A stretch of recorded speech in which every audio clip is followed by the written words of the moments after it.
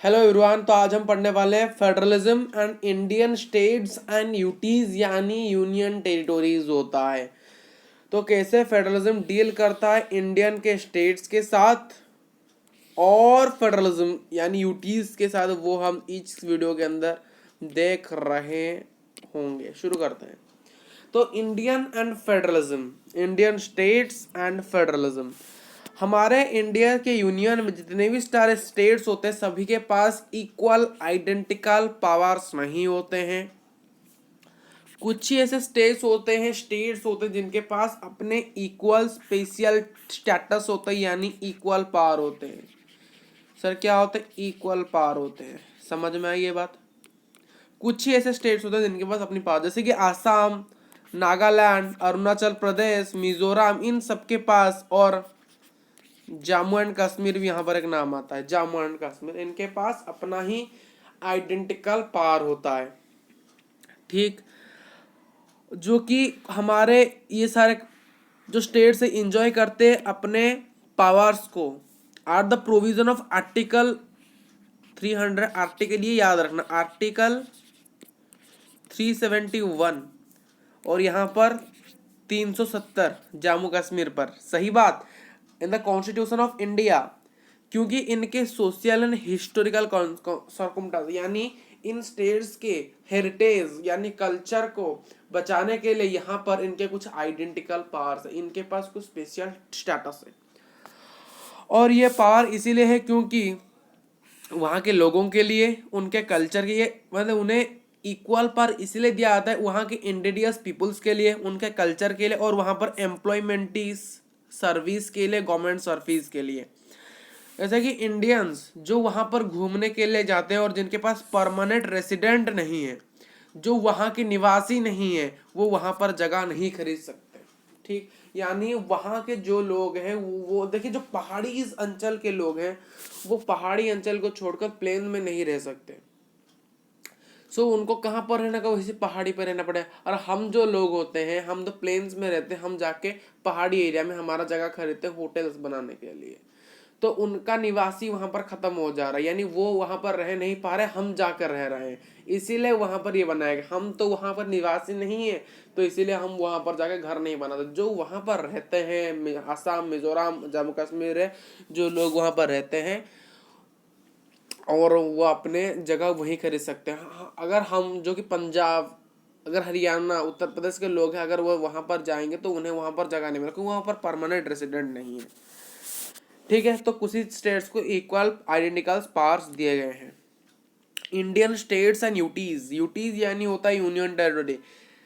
India में कुछ ही ऐसे यूनिट्स हैं, क्या है यूनिट्स है, जिन इंडियन यूनियंस में जो कि बहुत लिटिल पावर को यूज करते हैं, बहुत कम पावर दिया जाता है। इंडिया में कुछ ही ऐसे स्टेट है जिन्हें बहुत कम पावर दिया जाता है, और वो स्टेट इतने छोटे होते हैं कि उन्हें स्टेट्स नहीं बना, यानी ऐसे एक प्लेस होता है जो कि इतने छोटे होते हैं एक स्टेट का नाम उन्हें नहीं दिया जा सकता है।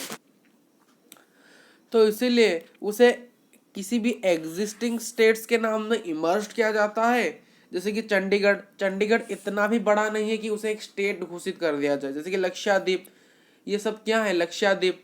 हमारा capital city Delhi, capital city Delhi कितने हैं?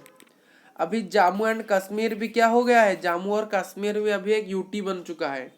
Dadra and Haveli Nagar, Dadra and हवेली नगर,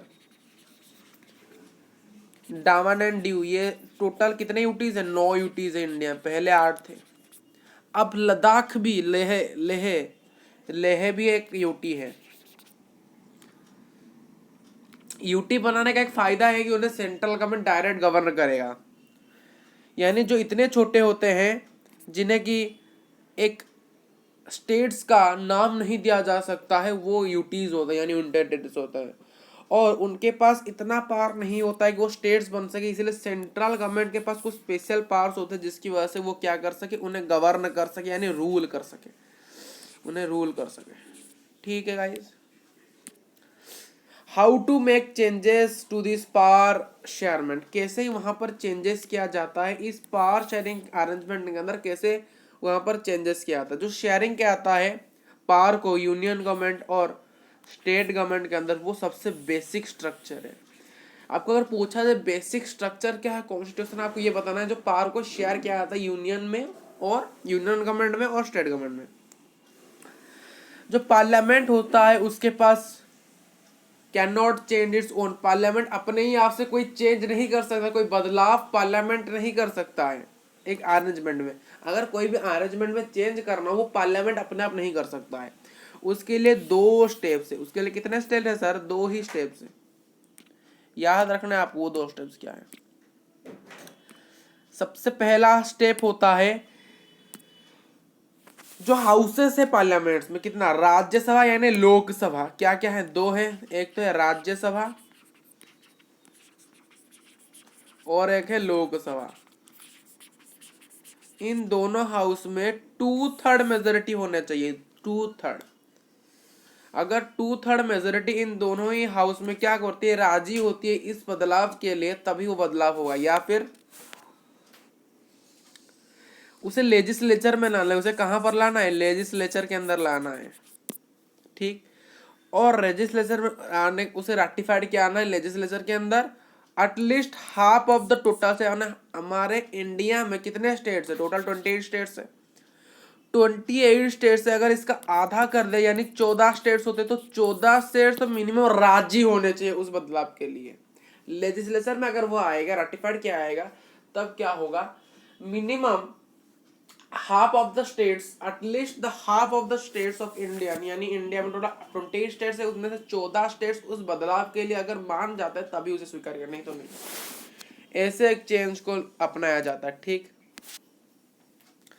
तो यहाँ पर रोल ऑफ जुडिशियरी का रोल क्या होता है? जुडिशियरी क्या करता है? जुडिशियरी हमें पढ़ा है हमने लेजिस्लेचर के बारे में पढ़ा है कि नहीं? लेजिस्लेचर होता है लॉ मेक करने के लिए, एग्जीक्यूट होता है इंप्लीमेंट करने, जुडिशियरी होता है मेंटेन करने के लिए। गाइस, जुडिशियरी मेंटेन करने के लिए होता है, याद रखना इस चीज को, maintain the law, maintain the law. ये क्या करता है? जो implementations of constitution provisions and procedure, यानी इम्प्लीमेंट करता है, यानी उनको देखता है, ओवरसी करता है, यानी देखता है, यानी मेंटेन करता है उन लॉ को। किन लॉ को? जिसे इम्प्लीमेंट, यानी एग्जीक्यूटिव जिन लॉ को इम्प्लीमेंट, यानी कॉन्स्टिट्यूशन के हित में जो कार्य को एग्जीक्यूटिव्स एग्जीक्यूट कर देते हैं, इम्प्लीमेंट कर देते हैं, उन चीजों को ये देखता है। कौन देखता है? जुडिशियरी देखता है। कभी कभी क्या होता है? क्रोध, कभी कभी क्या होता है? डिस्प्यूट्स होता है, यानी फाइटिंग हो जाता है, यानी लड़ाई हो जाती है पावर को डिवीजन करने में।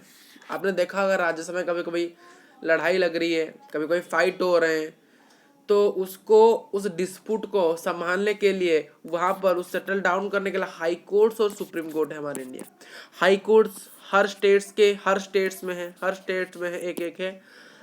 हर स्टेट के एक डिस्ट्रिक्ट में एक एक सिविल कोर्ट और सुप्रीम कोर्ट पूरे इंडिया के लिए। अब रोल ऑफ गवर्नमेंट क्या है सर? रोल ऑफ गवर्नमेंट इतना ही है कि जो यूनियन है और जो स्टेट है, इनके पास they have the power to raise resources by levying taxes. यानी यूनियन गवर्नमेंट और स्टेट गवर्नमेंट अपने पावर को रेज करेंगे टैक्स पे करके। अगर ये टैक्स देंगे तभी देश चले, यानी टैक्स से ही ज्यादातर देश चलता है, जो कि हेल्प करता है कैरी आउट रेस्पॉन्सिबिलिटी, जो कि रेस्पॉन्सिबिलिटी के लिए काम में आता है। समझ में आ गया? यानी ये अपने दोनों पावर्स को ऐसे शो करेंगे जिस प्रकार ये अपने लिविंग टैक्सेस को रेज करके ये अपने क्या शो करते हैं? अपने पावर्स को शो करते हैं। That's it. तो हमारा लेक्चर्स खत्म हो चुका है। नेक्स्ट क्लास में पढ़ेंगे हाउ फेडरलिज्म प्रैक्टिस। हाउ लिख लीजिए, याद रहेगा, हाउ फेडरलिज्म प्रैक्टिस पढ़ेंगे। बहुत छोटा सा टॉपिक है, पढ़ लेंगे तो ठीक है।